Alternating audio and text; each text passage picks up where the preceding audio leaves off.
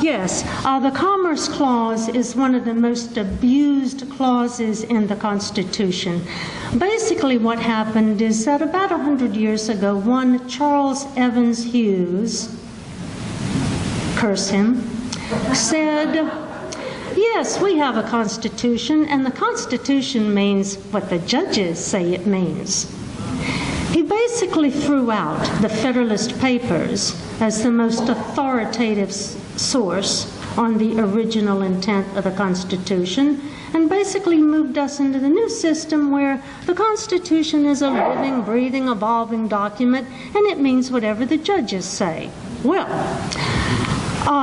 in Wickard v. Philbrunn, I may not be pronouncing it correctly, but that was the landmark case where the U.S. Supreme Court decided that the interstate commerce, I better backtrack a little bit. In Federalist Paper number 22 and number 42, they discussed the original intent of the Interstate Commerce Clause. Basically, what the clause did was, as merchandise was transported through the states for purposes of buying and selling, under the Articles of Confederation, all the states were imposing tolls and tariffs on the merchandise as it was moved through their states.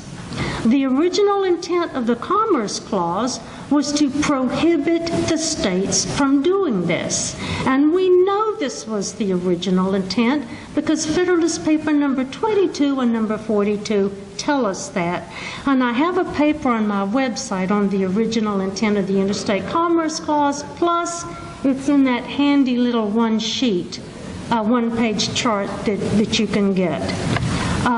In Wickard v. Philbrunn, the Supreme Court basically said, anything that affects interstate commerce, Congress can regulate. In that case, Congress passed a law which pretended to regulate the total amount of grain that farmers could grow.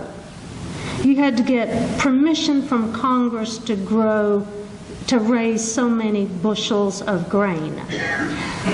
One man said, well, that doesn't apply to me because all of the grain that I grow, I feed to my own cows, my own livestock, and my wife uses in the kitchen. None of my grain leaves the farm, so that act doesn't apply to me.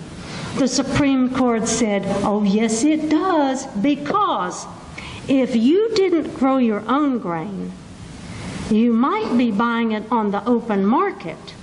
And if you bought it on the open market, some of what you bought might have come from another state.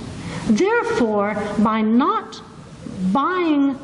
growing your own grain, you are affecting interstate commerce, and Congress has the right to control you. That is what the Supreme Court said, and do you know we lawyers have to stand up when those people come into the room?